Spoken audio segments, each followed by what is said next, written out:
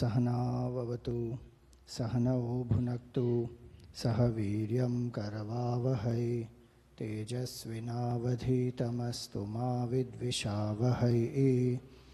ॐ शान्ति शान्ति शान्तिः। ॐ सदाशिवसमारम्भां शङ्कराचार्यमध्यमाम् अस्मदाचार्यपर्यन्तां वन्दे गुरुपरम्परां। श्रुतिस्मृतिपुराणानाम् आलयं करुणालयं नमामि भगवत्पादं शङ्करं लोकशङ्करं। शङ्करं शङ्कराचार्यं केशवं बादरायणं सूत्रभाष्यकृतौ वन्दे भगवन्तौ पुनः पुनः। वसुदेवसुतं देवं कंसचाणूरमर्दनं देवकी परमानन्दं कृष्णं वन्दे जगद्गुरुं। समस्तजनकल्याणे निरतं करुणामयं नमामि चिन्मयं देवं सद्गुरुं ब्रह्मविद्वरम्। हरि ओम, salutations to all. There's a lot of humming. बाकी બધા માઇકના નંબર્સ બંધ કરો. Yeah.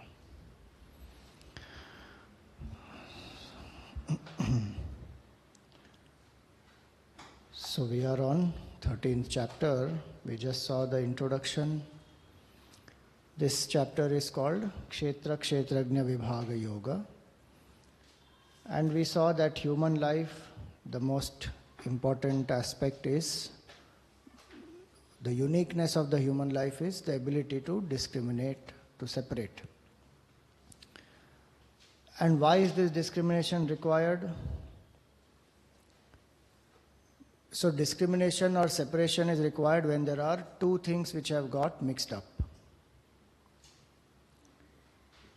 When two things like milk and water get mixed up, then we need to separate. Let us say rice and some stones mixed up, separate. So, which of the two is easier? To separate rice and stone or milk and water? Why?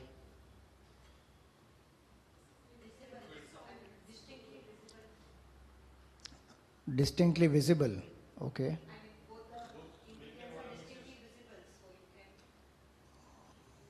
Okay, both are distinctly visible.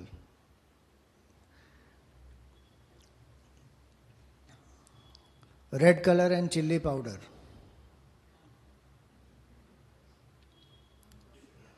Difficult? Why? They are also visible, no?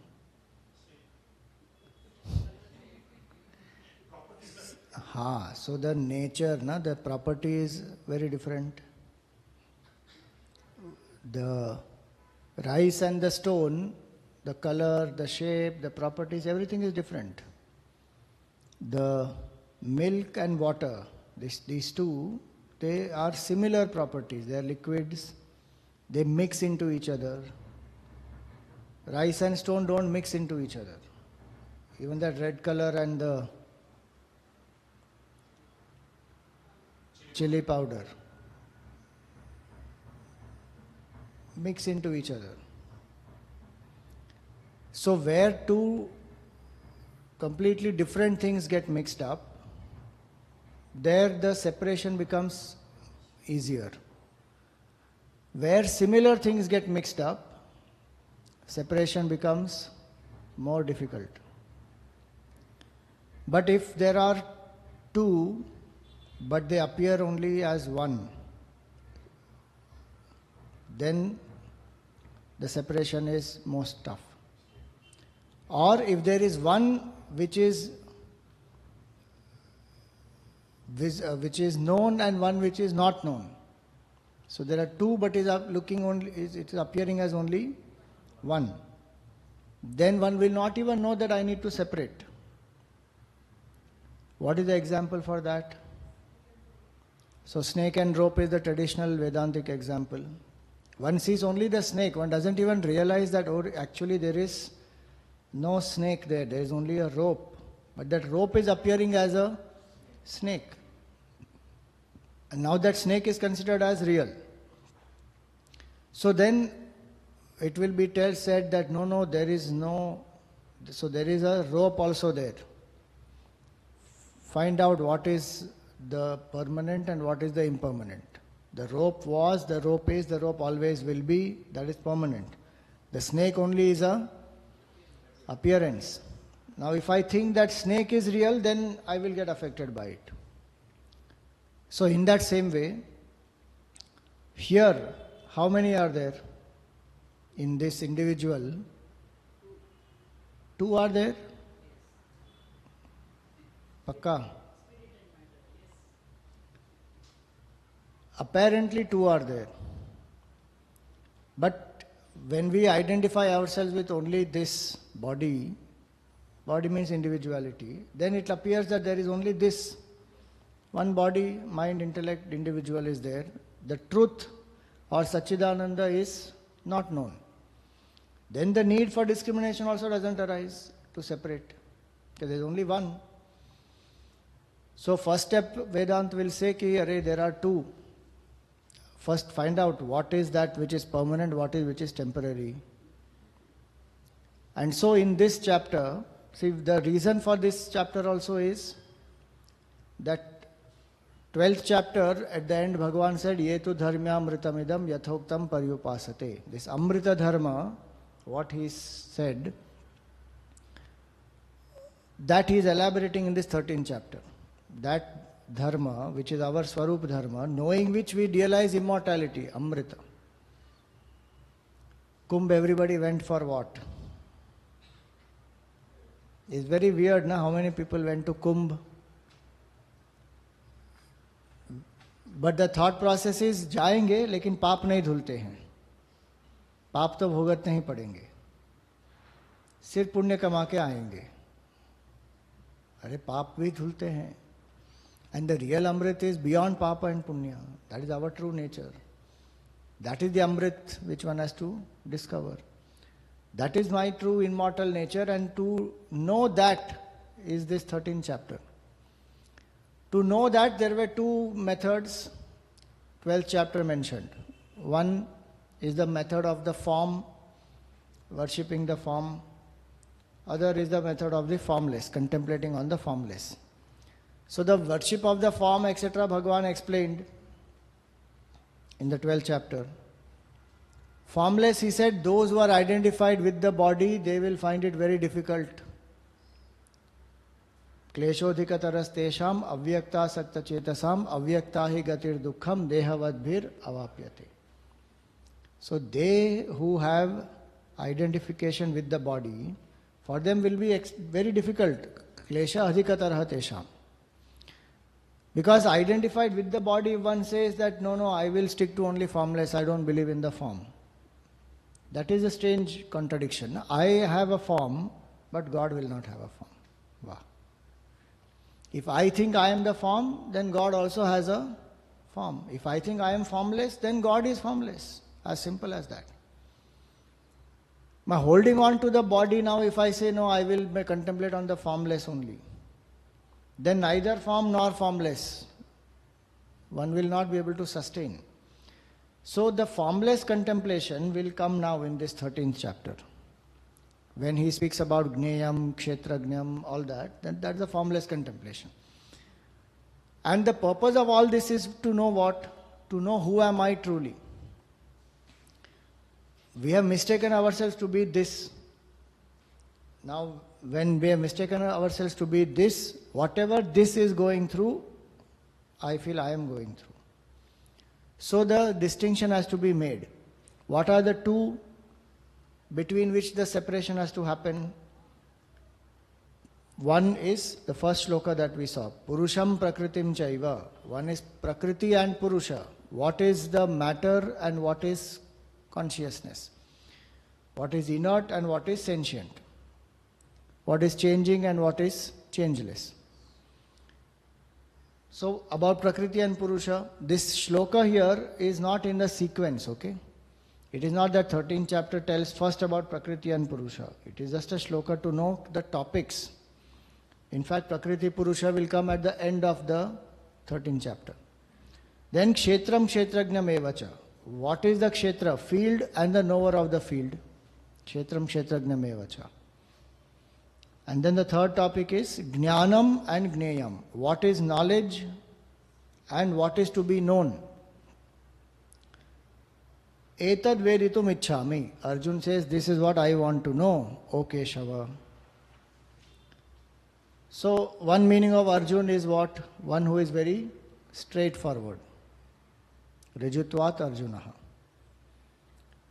We should remember one very important point, that in Jnana Marg, actually applies to all the paths, but specifically in Jnana Marg also, if one has cunningness, manipulation, the tendency to hide, so what I am and what I present myself to be, something totally different. If that disintegration is there, this Jnana Marg cannot be applied. Why it cannot be applied? Means it will not become effective. Why?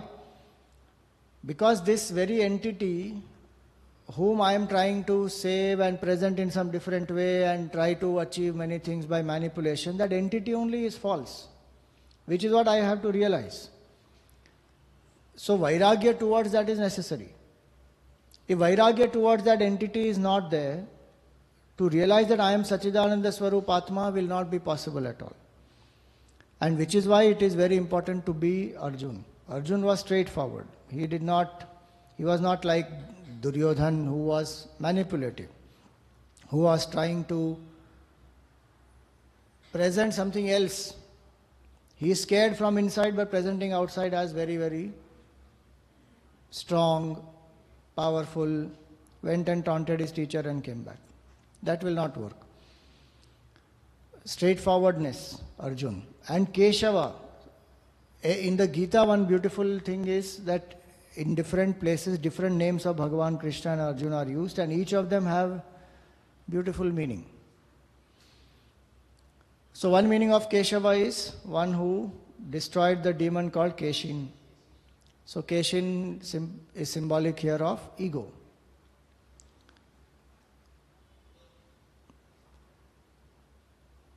Kesha also means, literally one word, one meaning of Kesha is hair, long hair. Bhagavan Krishna is Keshava and Arjuna is Gudakesha. Both have long hair. Both have tied it up. So hair is symbolic of body identification. And that's why when one goes to any Tirtha Yatra, etc., then one does Mundan. Meaning I drop my body identification and come. And the scripture says,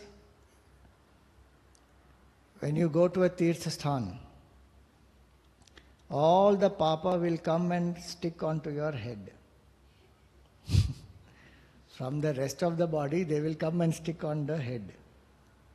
And that's why when you take a dubki, full dubki has to be done with the head. And actually before the dubki, one does mundan and then does the dubki. Meaning I have dropped my papa. Otherwise the papa will remain in the head. Dubki maar ke aao, papa apne saath aayega. Now don't say, अरे पहले बोलना था स्वामी जी हम गए वहाँ पे. I had told in my reel. Mundan was mentioned in my reel. Symbolic point, this is suddenly don't start. The point is Kesha, body identification, how much one does with the hair, baap re baap. Jada vastu this is. Completely jada vastu. इसको काटो, trim करो, पर्म करो, पता नहीं क्या क्या ऐसा ऐसा गोल गोल गोल लगा के रखो, सब. All for how I look. And people fall for hair, बाप रे. ओ तुम्हारे कैसे बाल हैं? अरे बाल है भाई. It's just hair.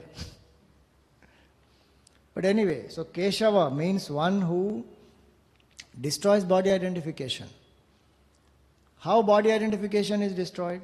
When I contemplate on my true nature. That is the best way to destroy body identification. So Kesha also means Jnana Rashmi. Keshaha Jnana Rashmayaha. So they also mean the rays of consciousness, light of consciousness. So one who contemplates that my nature is infinite consciousness goes beyond BMI. So now that Supreme Keshava has been asked this question. Now the deeper the mistaken identity one has, identifying with the BMI, the deeper will be the sorrow. So the purpose of this Vivek is to get Vairagya. We should remember always that. Vivek is to lead us to Vairagya. If I do Jnana and Gneya, I do Kshetra and Kshetrajna, the discrimination, then Vairagya from Kshetra should come. And intensity to know the Kshetrajna should come. That I want to know who am I truly. If this is the field and I am not this, then who am I? This is not some theoretical, intellectual exercise where one just does discrimination. Acha, this is Kshetra, that is Kshetrajna. Very good, I came to know. That's not the purpose. Purpose is here in this individuality. I am not aware of the reality. So what is the reality? I am thinking individuality is the reality and there is no other reality. That separation I am to do.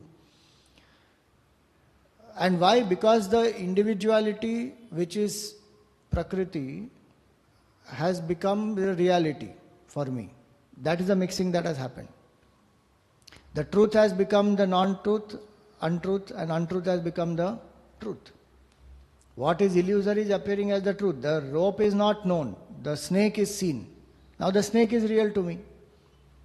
The purpose of separation is to understand that there is the rope. So two purposes this separation will have. First is to make us clear that there are two and to get Vairagya from the unreal.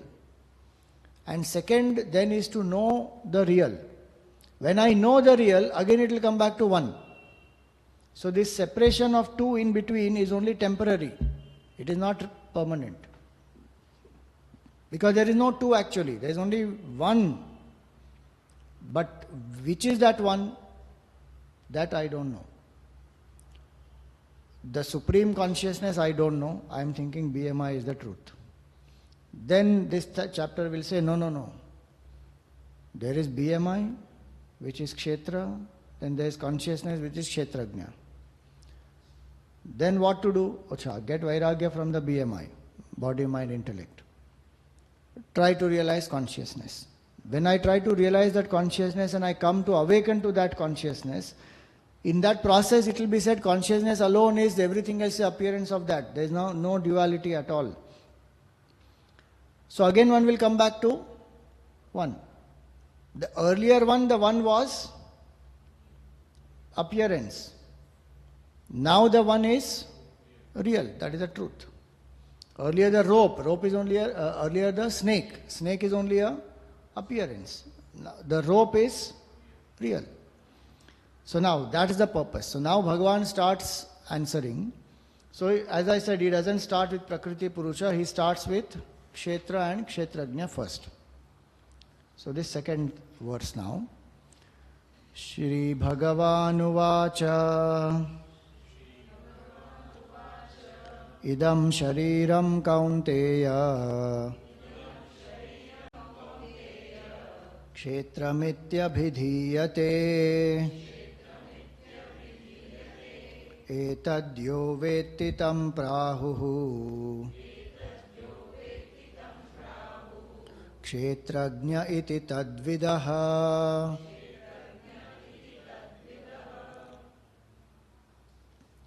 So he says, now Bhagavan Uvacha. So before I go, I have explained this earlier in second chapter, but that has been long time back. So what is the word Bhagavan mean? So God and Bhagavan have different meanings. Our Sanatana Dharma word is Bhagavan. Bhagavan means one who has these 6 bhagas, 6 opulences in full measure is called Bhagavan. Aishwaryasya samagrasya vidyasya yashasah shriyah vairagyasyath mokshascha shannam bhagaiti ingana. This is there in the Puranas. And Shankaracharya quotes that in the commentary on the second chapter when Bhagavan starts his discourse with 11th verse. In that he says, so these 6 opulences, one who has in full measure, Aishwarya, glory. Samagra means full measure. Aishwaryasya samagrasya. Aishwarya means glory. Vidya is knowledge. Yasha is fame. Shri is wealth. Then Jnana, Aishwaryasya samagrasya vidyasya yasasya shriyaha. It's not Jnana, Vairagya. Vairagya is dispassion. And moksha, freedom. One who has these 6 in full measure is called Bhagavan. Just like we say, somebody who has dhan, what do we call him? Dhanavan. Somebody who has prem, we say Premvan. Vidya, we say Vidyavan. Rupa, we say Rupvan or Rupavati. So like that. Van in this context means who has. So Bhagavan means who has Bhaga. Bhaga means these 6. Each of these 6 is one Bhaga. So 6 opulences, meaning one who is infinite in nature is Bhagavan. That is one meaning of Bhagavan. Second meaning of Bhagavan is one who is Brahman using the power of Maya becomes Bhagavan, the creator, sustainer and destroyer of the universe. Brahman is infinite consciousness beyond space-time causation. Using its own power of Maya becomes the creator, sustainer, destroyer. That we call as Bhagavan. So this Bhagavan is not limited to one form, which is why God, when we say, is different. That Bhagavan appears in many forms.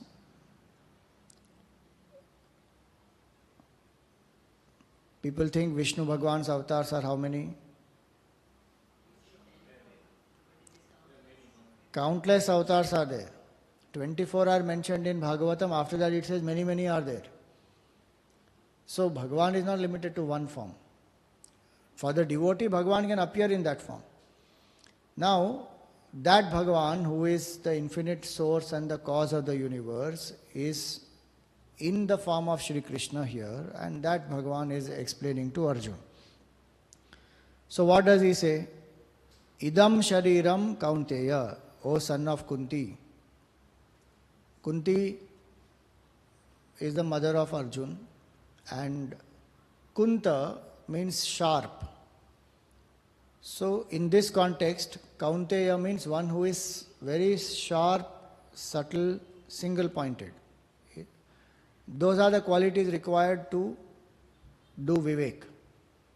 The buddhi must be Sukshma buddhi. It must be sharp. It must be subtle. It must be single-pointed. Then only Vivek can be done. If the buddhi is dull, why a sharp or Sukshma buddhi is required? To even understand that there is something beyond the BMI. If I think that what I see or perceive through my senses alone is real, or what I feel through my emotions and think through my thoughts, that alone is real, then I don't have Sukshma buddhi. That animal also believes in that. That's why that is a word meaning of Pashu. Pashu means one pashyati iti pashu. One who believes only what one sees is Pashu. So if I say that I am very scientific, I will believe what I see, you are not scientific, you are animal. You can use perception as one means for certain things as a proof. But if you say for everything perception only is the proof, that is very limited. Sukshma buddhi is required to know that there is consciousness which is enlivening this. So Kaunteya literally means one who has a Sukshma buddhi, who is not Sthula buddhi. And how will one attain Sukshma Buddhi? Only when one is straightforward, one is pure in heart, and one is able to contemplate on subtle topics. Sukshmata comes by doing vichar on Sukshma Vishay. So if I contemplate on space, my buddhi will become Sukshma. If I engage in anything creative, buddhi will become Sukshma. If I think out of the box, buddhi will become Sukshma. Like that. Sukshma buddhi one can create, cultivate. So Kaunteya means that. So to that Kaunteya, who is Sukshma buddhi, what does Bhagavan say now? Idam shariram, this body, kshetramiti abhidhiyate, is called kshetra. First line, that is what it means. O Kaunteya, this body is the kshetra. Etadyo vetti, one who knows this body, kshetrajna tam prahuhu, is called as kshetrajna. The knower of the body is called kshetrajna. Who is calling them as kshetra, kshetrajna? Tadvidaha, the knowers of these, meaning the wise people who have known the truth.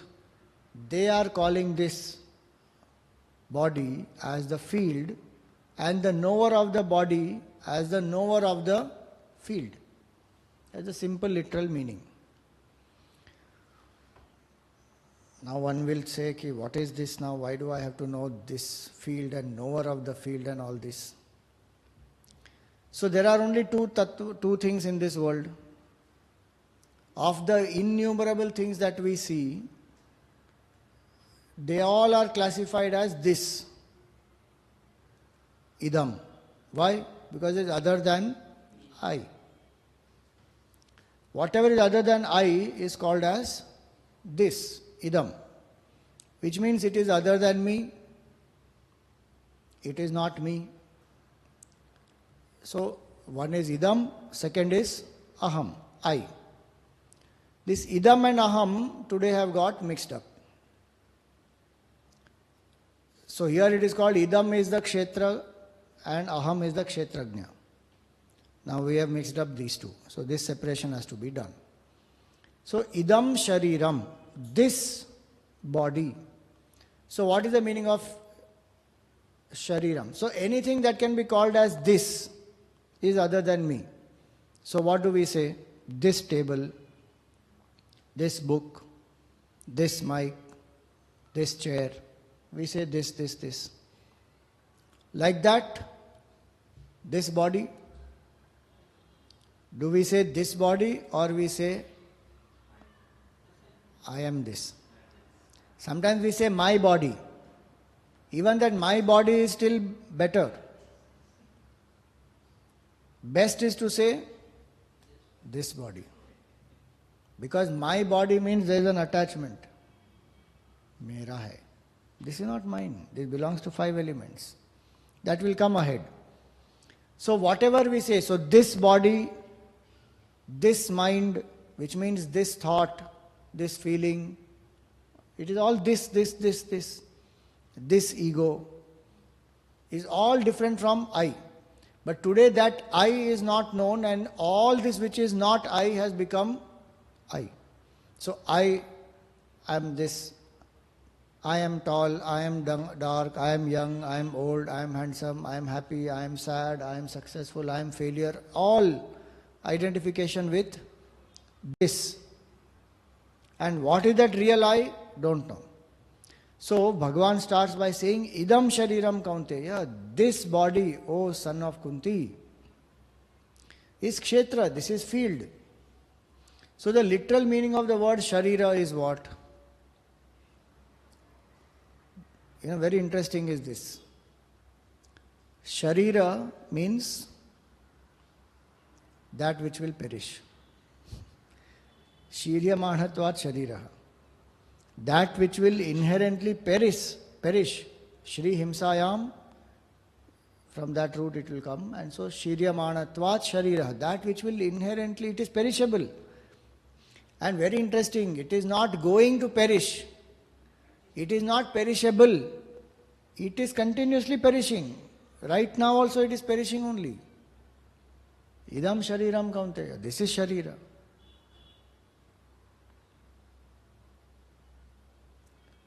Sharira means which Sharira? Or how many Sharira is a better question. Sharira means how many Shariras?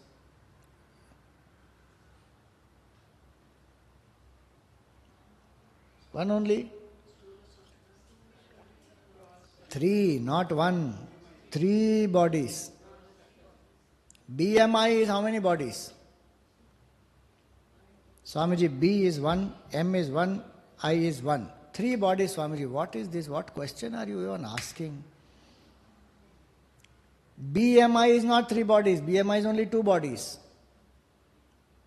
That's why Tattvabodh has to be studied. कितने लोग ने तत्वबोध नहीं पढ़ा है? नहीं पढ़ा है तो पढ़ो, बराबर से पढ़ो तत्वबोध. You are sitting in a PhD class without knowing ABCD. Okay. If you get confused, not my responsibility. सीधा 13 चैप्टर में घुस गए, अगर आए सीधा तो. 3 bodies. What are 3 bodies? Sthula Sharir, Sukshma Sharir, Karana Sharir. You know, I tell you, first time when I came to Vedant class, I was in my college. First time I came to Vedant class, I came out thinking, what a dumb fool I am. मतलब इतने साल गुजर गए जीवन जी के, लेकिन हमारे बारे में ही हमको नहीं पता है. Gross body, subtle body, causal body we have. Nobody told us only. 3 bodies we have. किसने बोला? कोई नहीं बोला. Everybody kept glorifying this gross body only. Maximum थोड़ा बहुत mind and intellect, so emotion, desire, goals in life, success, happiness, that's all. Beyond that, nothing. Then came to study Tattvabodh, then understood, अरे बाप रे, हमको हमारे बारे में कुछ नहीं पता है. And then we are running behind this world, not knowing anything about this personality. Gross body is this physical body. Subtle body, तत्वबोध नहीं पढ़ा ठीक से. Subtle body has 19 items. देखो, even in subtle body we are thinking only mind and intellect. Mind and intellect is only 2. 17 बाकी items क्या है? 5 action. ज्ञान इंद्रिय, how many? कर्मेंद्रिय 5. फिर मन, बुद्धि, चित्त, अहंकार. So 5 + 5 10 + 4 14. अभी और 5 बचे हैं. नो, अन्नमय कोश तो बॉडी हो गया भाई. अब मिक्स कर दो, कोई भी 5 उठा के डाल दो. 19 बनाना है स्वामी जी. सैंडविच है, काकड़ी नहीं मिली तो बीटरूट डाल दो, बीटरूट नहीं मिला तो घिया डाल दो, कुछ भी डाल के बना दो, सटल बॉडी बन गया. पंच ज्ञानेन्द्रिय, पंच कर्मेंद्रिय. एक और पंच क्या है? ये ज्ञानेन्द्रिय कर्मेंद्रिय किसके पावर से चलते हैं? फाइनली तत्वबोध शुरू करना पड़ेगा आप सबके लिए वापस. कितने बार करा चुका हूं मैं तत्वबोध ऑलरेडी. 5 प्राण. प्राण के बिना ये ज्ञानेन्द्रिय कर्मेंद्रिय कैसे चलेंगे? It will not work. 5 senses of knowledge. अब वो भी बता दो क्या है. Which are 5 senses of knowledge? eyes, ears, tongue, nose, skin. These are not senses of knowledge. These are parts of the body. They are part of gross body. Which are 5 senses of knowledge? Exactly. They are the faculties. Seeing, hearing, tasting, smelling, touching. These are called faculties. They are the indriyas. This physical organ is called golaka. Is the physical fleshy organ. That will die with that will get burned, destroyed with the body. Capability to see, hear, taste, smell, touch. That is the Sukshma Indriya. This is Golak. 5 senses of action. अब बराबर answer देना. आई वापस hands leg शुरू हो गया. Moving, grasping, test तो हो गया ज्ञान में, टेस्ट तो ज्ञान में हो गया. स्पीकिंग, हाँ, हियरिंग कैसे आएगा इसमें? 5 ज्ञान इंद्रिय में seeing, hearing, testing, smelling, touching हो गया कि नहीं हो गया? अब बाकी 5 कर्म इंद्रिय है ना, 5. सो मूविंग, ग्रास्पिंग, स्पीकिंग, फिर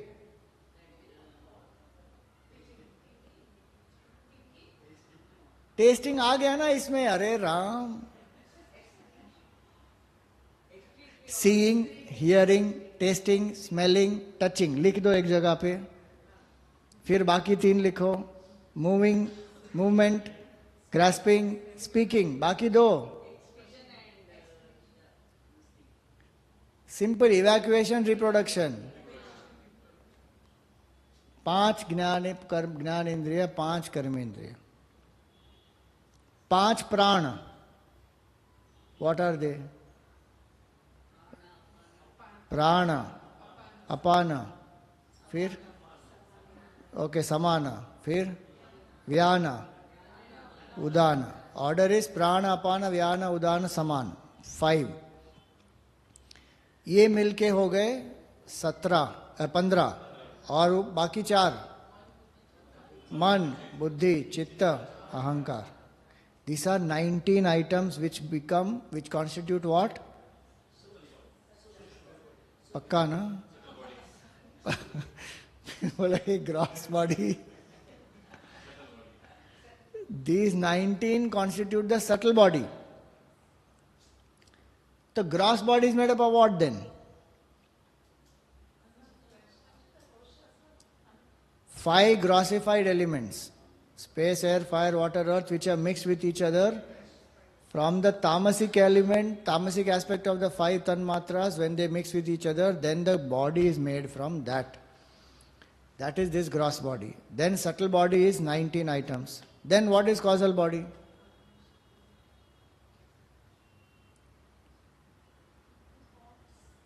Thoughts तो mind में आ गया कि नहीं आ गया? Mind intellect में. What is causal body? Consciousness. Causal body is consciousness. वाह वाह वाह. Huh? Vasanas, 1. And then main thing, वही भूल गए. Ignorance. सबका मूल ignorance है. जब तक वो अविद्या नहीं जाएगी तब तक मुक्ति नहीं मिलेगी. और अविद्या कैसे जाएगी? How will ignorance go? Only through knowledge. So, causal body is ignorance and vasana. Okay. Now, all this is called idam. Why this is called idam? Because it is my body, my mind, my pranas, my senses. Are you different from it or not? सोच लो. नहीं स्वामी जी हम तो वही हैं.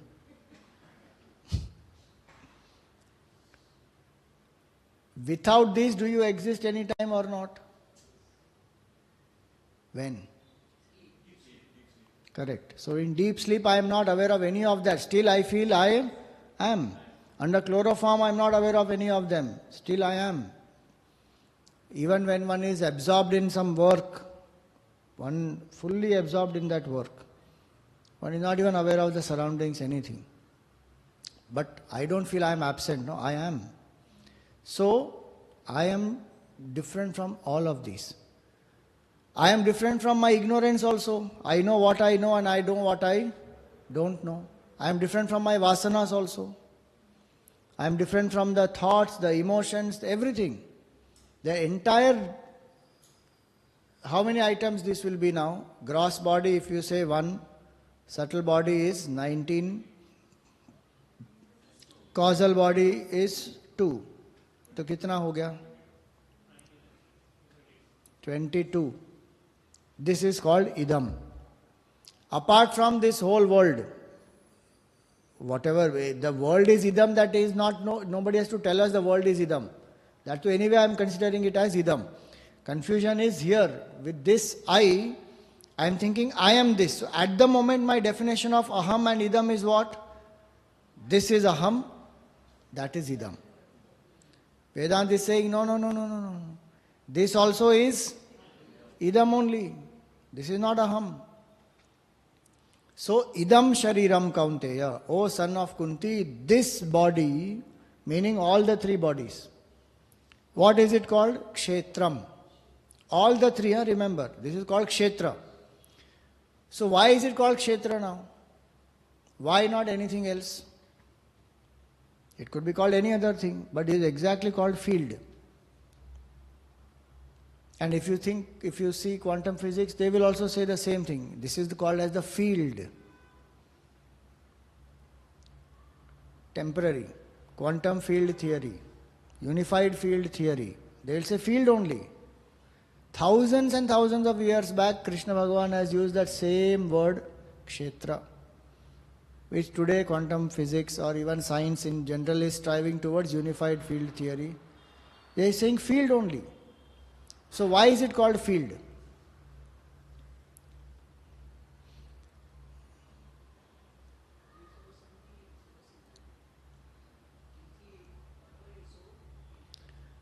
Because whatever you sow in the field, you get some yield. Field gives yield, so it is field. That is one meaning which actually Shankaracharya ji has given. So he says that kshetravat karma phala nishpattehe.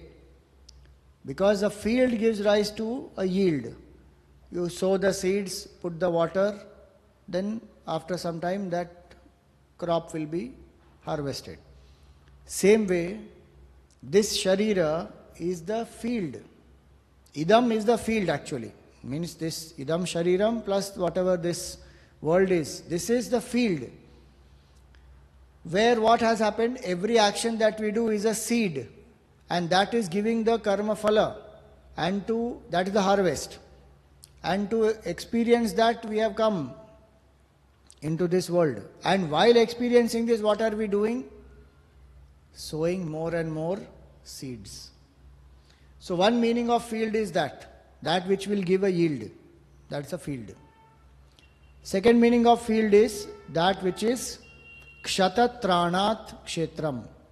Kshatatranat means which protects from injury. Kshata, kshati we say, no? Kshati means loss. So kshata, trana means to protect. Kshatatranat means that which protects us. This body has its immunity or not? It will protect. Same way, in the world also if you see, every single being, life is very dear to them. Nobody wants to just die. So, that which is protecting life itself. This body is protecting, na? But it is not protecting Atma, na? It is protecting this equipment. Because karma has to be done to experience that karma phala. One has come here, no? Till that karma phala does not get exhausted, the body has to be protected. Ultimate protector is Bhagavan, there is no doubt. But Bhagavan has created a system or not? The immunity is there, no? That RBC, WBC, whatever you call it, is all there, which is fighting continuously. So in the field there is a lot of sangharsh. Continuous. See in the world also now how much fight goes on. Each one is trying to protect their thought pattern, their money, their land, whatever it is, they are trying to protect, fight for it. Same way here also in this. Same way in the mind also. Negative and positive are at war or not? Continuously. So, one is that protects from injury. Literally, kshatatranat means protects from injury, meaning which is protecting this equipment. So, two meanings we saw. Why this is called kshetra? One meaning is because it is the field where we have come to exhaust certain karmas. Second meaning, it is that which protects us from harm, hurt, injury, that. Third meaning here is kshayat, because it perishes. This field will never remain constant. It is perishing every single moment. Kshayat. Kshaya is happening. We may feel that at some point in time it will perish. No.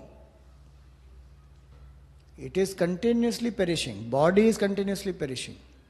Thoughts also are continuously perishing or not. New thought comes, that means the old thought has died.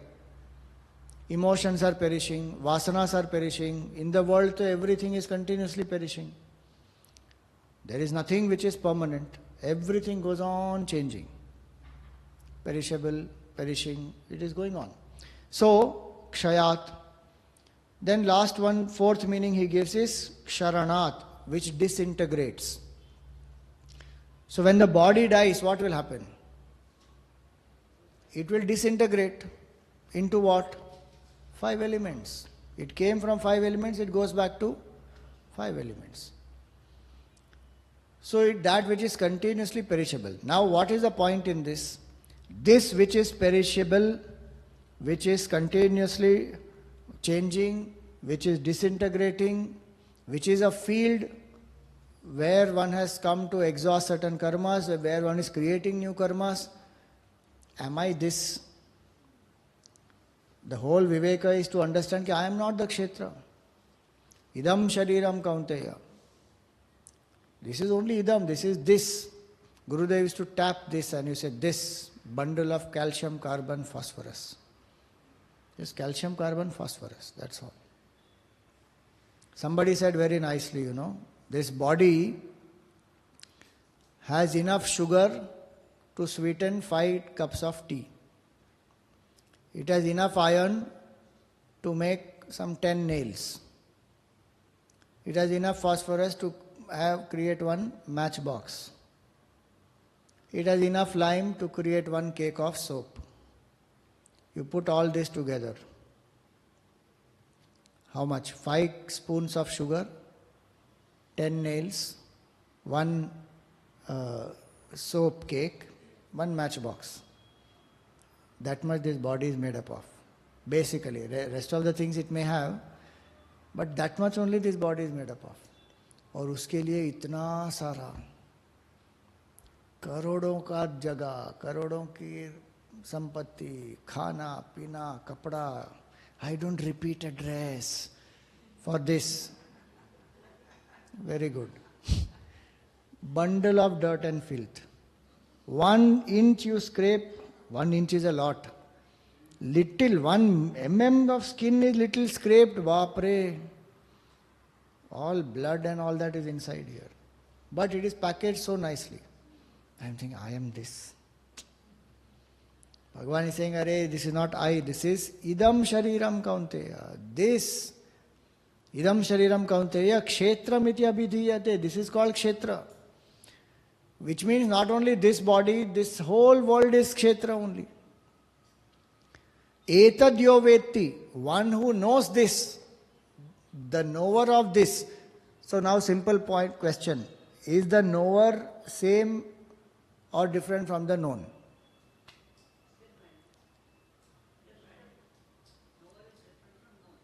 Knower is different from the known, or knower and known can be the same? Pakka? They can't be same?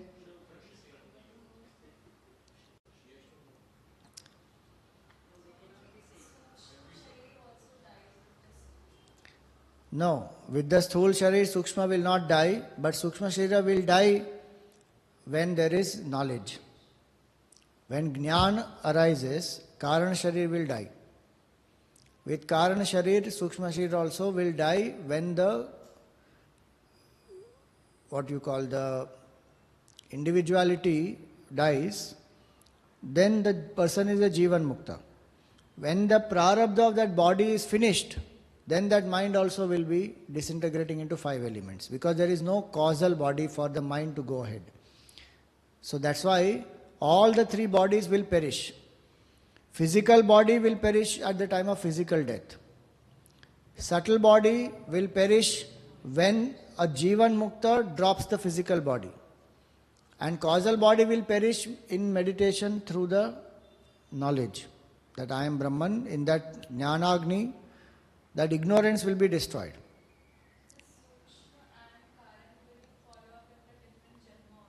It can happen in this Janma itself.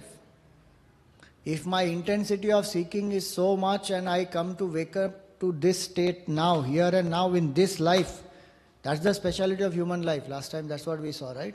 That this separation I can do, that I am not this, I am that consciousness. If I stay with that awareness and I detach from whatever I am not, in my head that clarity I have, and contemplate Chidananda Rupa Shivoham Mano Buddhi Ahankara Chittani Naham. That if I do, that Jnana Agni will make me realize here and now.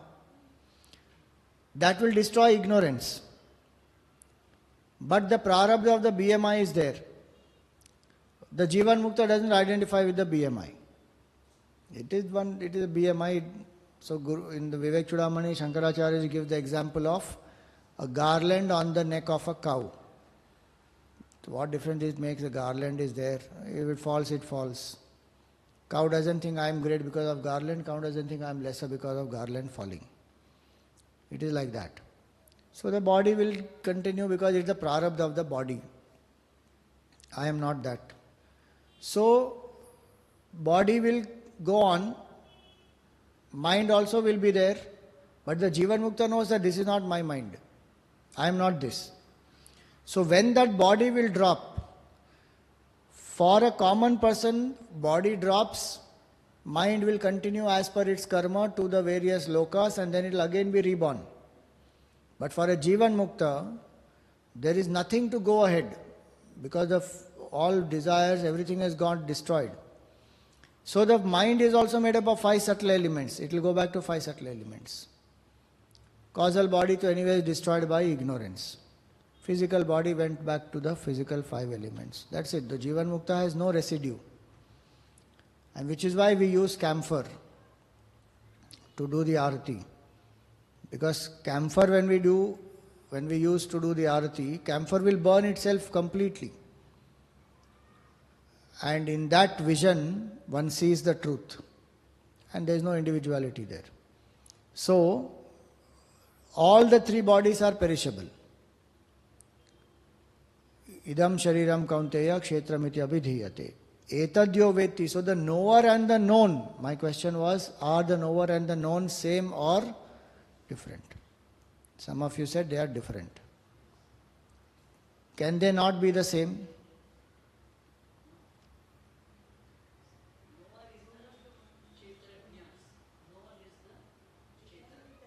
That is you are saying because it is written here, correct? Why can't the knower and known be the same? I'll give you one example. So, this mic is the known.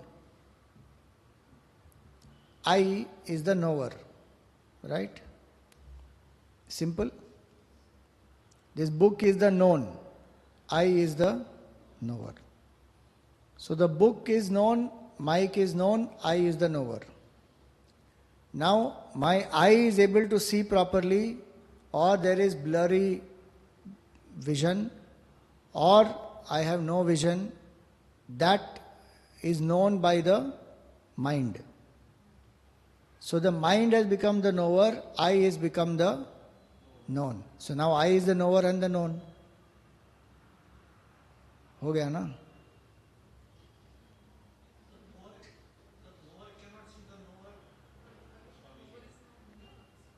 Knower cannot see the knower, matlab kya? My question was simple to you. Knower and known are same or different? You said different.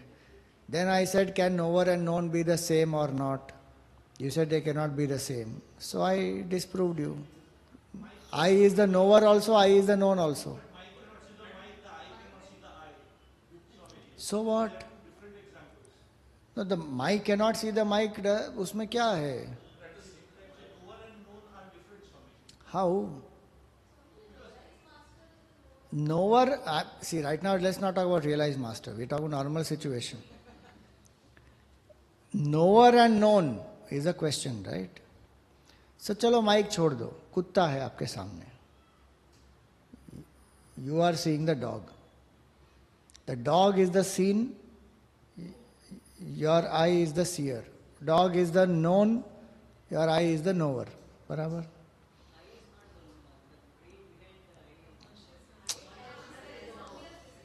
अरे but उस आप देख रहे हो तो आंख से कि नहीं? हाँ, so then brain also can't see. वो तो फिर पीछे जाओ. Then the brain can't see. Then you say buddhi is behind that. Buddhi we also cannot know by itself. Then you say ahankar behind that. Ahankar cannot be wise. Then come to consciousness. That we can trace. My question was simple. Knower and known can be same or not. Step by step आप जाओ ना. Knower and known can be same or not.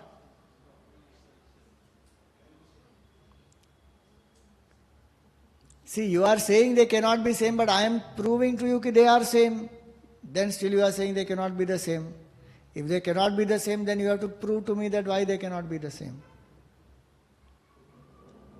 Eye is seeing the dog, eye is seeing this mic, eye is seeing a cat, and the mind is seeing the eye. So with reference to the dog, eye is the knower. With reference to the mind, eye is the known. Say that. Reference point is different. So the knower and the known cannot be the same at the same time.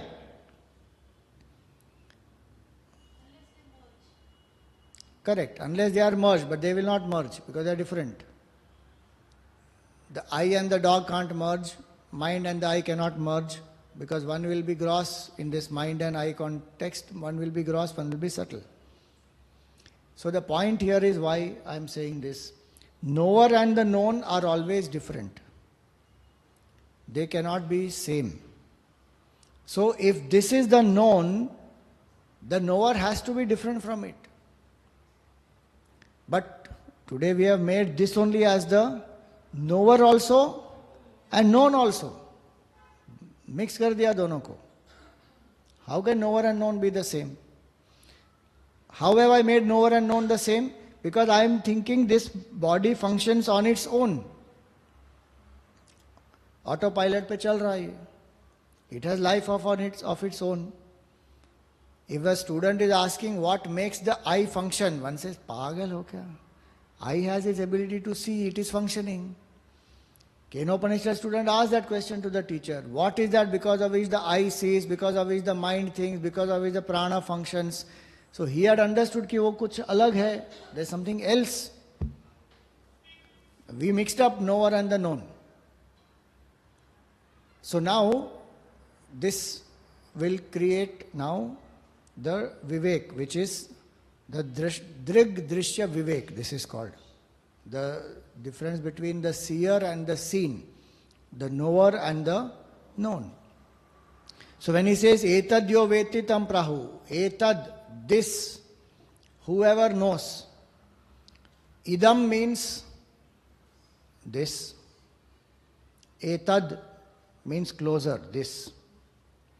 So idam refers to the body, etad means the I-ness and my-ness that I have in the body. Whoever knows this, not only the body but the feeling that I am this body, that entity is different from this individuality. That's what it means. Etad yo veti tam prahu kshetrajna iti tadvidaha. The wise people who are the knowers of the truth, they call this as kshetrajna. Who is the knower is completely different from the known. So today I am going to give a few laws of the knower and the known. आपको उसके ऊपर reflection करना है. You have to think about this and I will ask you questions based on this in the next class. First law is very simple. The knower is different from the known. That is first law. And in that only it will be that knower and the known cannot be one at the same time. Knower and known are different. So, first verse of Drig Drishya Vivek says, Rupam Drishyam Lochanam Drik. Drishya is the Rupa. So objects, what I see. So chair is there, frame is there, clock is there, all this is the scene. Same way, whatever I hear, now mic sound you are hearing, vehicle sound you are hearing, whatever I hear, that sound is different from I, the hearer. Apply to all other senses. So rupam drishyam lochanam drik. I is the seer, or senses are the seers, and the sense objects are the seen. Then how do the senses know? Senses know because of the mind. Each sense knows only its own object. The mind is that which will put all this together. So the mind is the knower, the senses are the known. Rupam drishyam lochanam drik, tad drishyam driktu manasam. Mind is the drashta. So the mind is aware of the various conditions of the senses. Ability to see, not see, hear, not hear. Swamiji, I don't think I can hear clearly. My hearing capacity is very sharp. I can hear what is 10 miles away also. Whatever, I know my capacity of the ears. Same way, tongue, smell, skin, all. So the mind is the knower, senses are the known. Then Rupam drishyam lochanam drik tadrishyam driktu manasam drishyadhivrittayaha. The states of the mind identified with the senses or even certain other emotions, who knows the states of the mind? Buddhi knows. That looking at some, let us say, rose flower. The eyes are seeing the rose, the mind is seeing the rose and recognizing, then the mind is feeling, on rose day this year, nobody gave me a rose, and the mind is feeling sad. And then, who is knowing that sadness? Buddhi is knowing that. Drishyadhivrittayaha. And who is aware of these vrittis that are arising in this buddhi? Is the sakshi. If one says ahankar, then who is the sakshi of ahankar? I. Who is the sakshi of I? That is, who is the witness of this small I, ahankar? That is the sakshi, the ultimate witness. That sakshi that sakshi never becomes the seen. Everything else becomes the seen. Sakshi drigeva natu drishyate. The ultimate seer is that which will never become the seen. So, at any point in time, one thing with reference to the known is the knower. With reference to another knower, it has become the known. So, knower and known cannot be the same at the one and the same time. So, this is the first law. That knower is different from the known, and the knower and the known cannot be same. Second law, knower is one, known are many. Third law, knower is sentient, known is inert.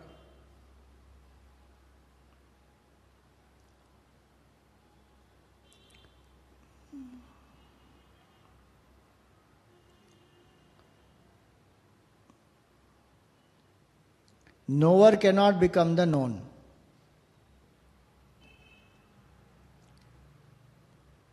Knower is not affected by the qualities and properties of the known.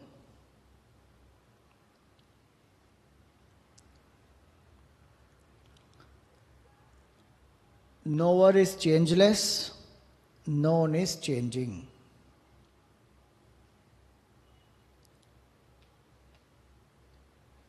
How many laws you wrote? 6. First law, knower is different from the known. Knower and the known cannot be one at the same time. Second law, knower is one, known are many. Third law, knower is sentient, known is inert. Fourth law, knower cannot become the known. Fifth law, knower is not affected by the qualities and the properties of the known. And sixth, Knower is changeless, known is changing. Simple. Now reflect on these 6 laws and we will have more discussions on this in our next satsang.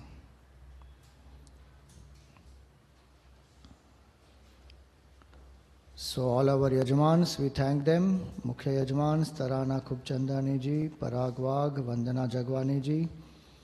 Gita Aarti Yajmans for all the sessions, Hemant Kumar Ruya ji, Jyotsna ji, Chitra ji, Ajay ji, Rajan ji, Ajay Marchand ji. Earlier was Ajay Kasotia ji. Then Swati Chavan, then Nalini ji, Jayashri ji, Nandita ji, Vaishali ji, Vijaya ji, Deepti ji and Manjari ji.